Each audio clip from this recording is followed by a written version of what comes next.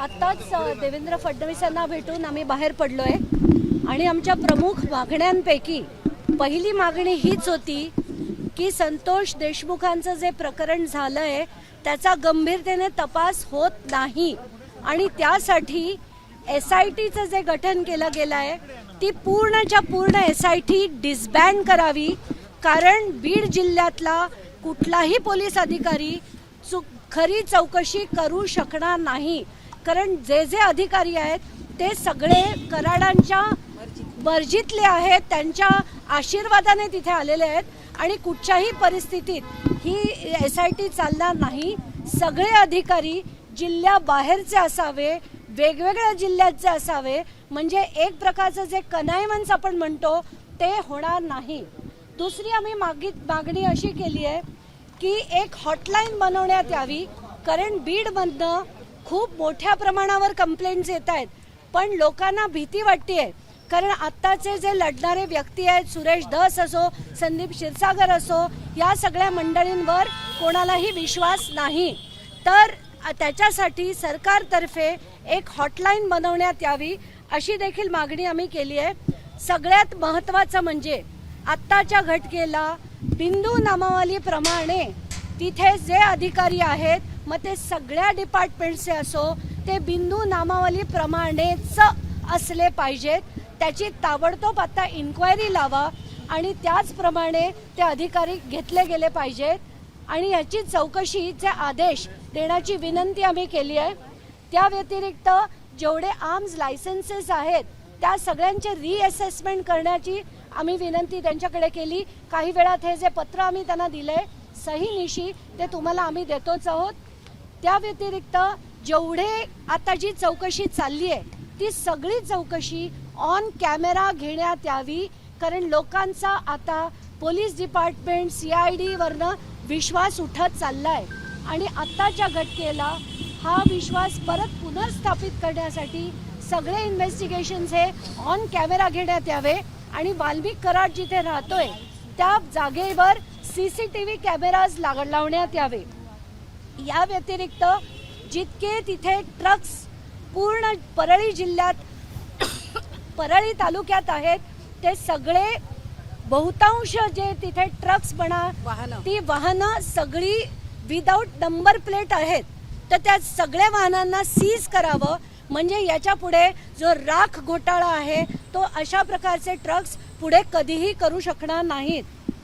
आता सगळे एक्स्टॉर्शन बंद करण्यासाठी जे कलेक्टर आहेत त्यांच्यावर डायरेक्ट निर्देश करण्यात यावेत अशी देखील विनंती आम्ही केलेली आहे.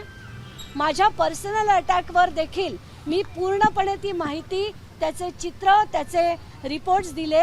त्यांनी आता मला सांगितलं की जॉईंट CP क्राईम किंवा DCP क्राईम यांच्याकडे मी माझी तक्रार द्यावी आणि प्रत्येक अशा व्यक्तीवर ज्यांनी मला फोन करून हॅरेस केलंय, त्रास दिलाय, मानसिक छळ केलाय किंवा ज्याला आपण म्हणतो outraging the modesty of a woman, हे ज्यांनी केलंय त्या सगळ्यांवर कायदेशीर कारवाई होईल असं आश्वासन देखील मुख्यमंत्र्यांनी दिलंय.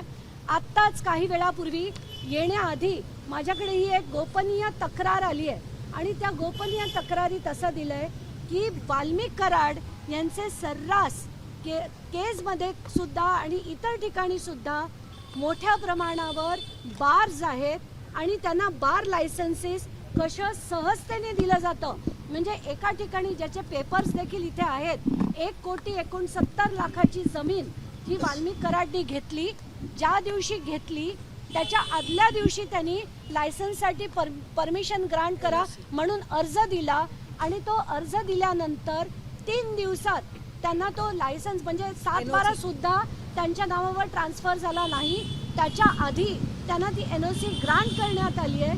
तर इतक्या मोठ्या प्रमाणावर सगळे अधिकारी त्यांच्या दिमतीला असतात आणि सगळे अधिकारी जे आहेत त्यांच्या सांगण्यावरनं अक्षरशः सगळे कायदे धाब्यावर लावून कसे काम करतात याचे सगळे डिटेल्स मी त्यांना दिलेत. एवढंच नाही तर मुख्याधिकारी जो तिथे केस तालुक्यात आत्तापर्यंत ठेवण्यात आलेला नाही, तो का ठेवण्यात आला नाही, कोणाच्या सांगण्यावरनं ठेवण्यात आला नाही आणि त्याचा ताबा, त्याचा चार्ज जो आता नायब तहसीलदारकडे दिला आहे.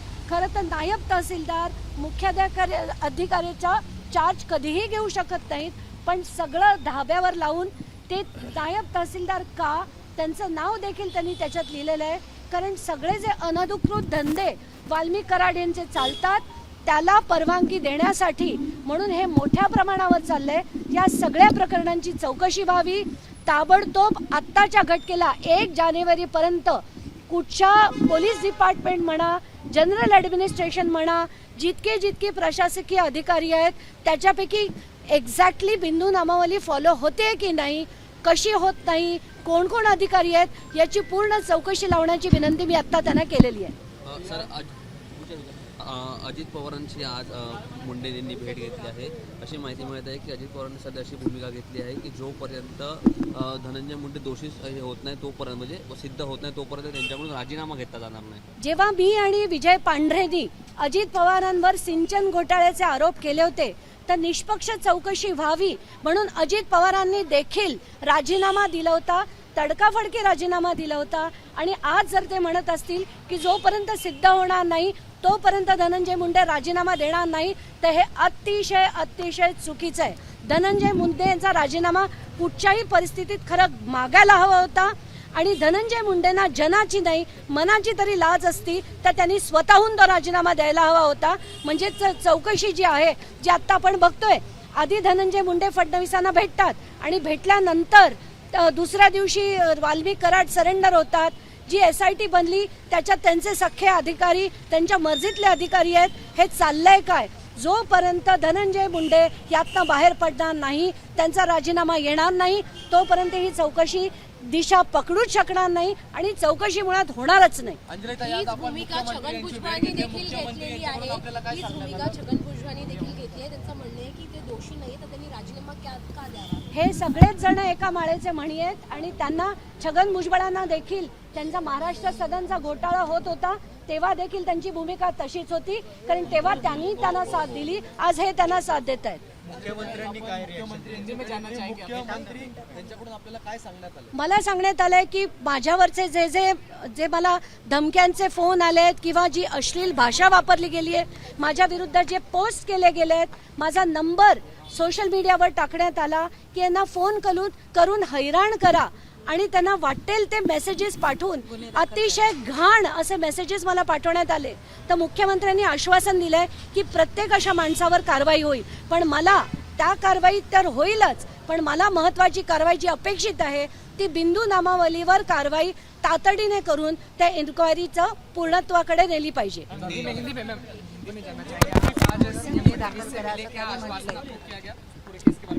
नहीं, इसके पहले मैं अजून एक मला गोष्ट सांगायची आहे की पूर्ण महाराष्ट्रभर माझ्या विरुद्ध गुन्हे दाखल करण्यात यावे असं एका सोशल मीडियाच्या ग्रुपवर लिहिलं गेलं होतं की जितके ॲडव्होकेट्स आहेत या समाजाचे त्यांनी अंजली दमानियांवर गुन्हे दाखल करा.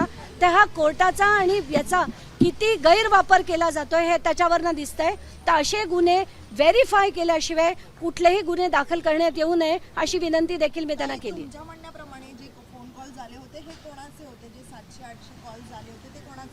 सुनील फड, नरेंद्र सांगळे असे अनेक जण जे पंकजा मुंडे आणि धनंजय मुंडे त्याच्यातले खास सगळे जे आहेत ते धनंजय मुंडे आणि वाल्मिक कराड यांच्या अतिशय जवळचे लोक होते.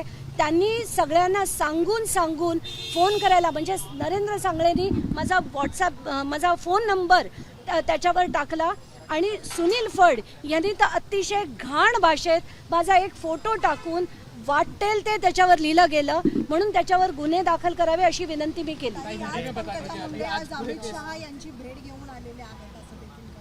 नाही, आज पंकजा मुंडे कशाला अमित शहाना भेटायला गेल्या माहिती नाही, पण बीडच्या मुद्द्यावर आजपर्यंत त्यांनी तोंड उघडलं नाहीये ते देखील तितकंच खरं आहे.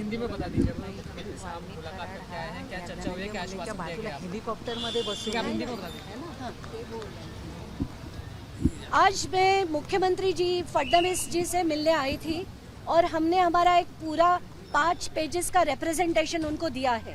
वो डिमांड्स में हमें ये लगता है कि आज सचमुच वहाँ कोई कार्रवाई नहीं हो रही. ना वो SIT जो बनी है उसके जो ऑफिसर्स हैं वो वाल्मीकि कराड़ के लोग ही है. और ऐसा होते हुए जो पहले दिन से होते आ रहा है, पहले तो सारे लोग गायब थे, उसमें धनंजय मुंडे देवेंद्र फडणवीस को मिलने के बाद दूसरे दिन वाल्मीकि कराड सरेंडर होते हैं। सरेंडर जो होते वो भी क्या ड्रामेटाइज किया गया। उसके बाद जो 2 फरार जो आरोपी थे उनको अरेस्ट किया गया है। पर आज जिस दिशा में SIT बनाई है और जो इंक्वायरी हो रही है वो सही दिशा नहीं है। तो हमने एक एप्लीकेशन दिया है कि ये SIT को बर्खास्त किया जाए और SIT अच्छे ऑफिसर्स की जो बाकी जिलों से डिस्ट्रिक्ट से बनाए हुए अच्छे ऑफिसर्स की बनाई जाए और वो उसकी इंक्वायरी करे ताकि किसी का भी कनाइवंस नहीं रहेगा। इसके अलावा जितने लोगों ने मेरे ऊपर भी जो गंदे कमेंट्स किए हैं, मेरे पे केसेस डिफेमेशन केसेस करने के लिए बोला है, ये सब पे भी हमने उनको अर्जी दी है और शायद क्राइम डिपार्टमेंट उस पर एक्शन करेगा ऐसी उम्मीद है।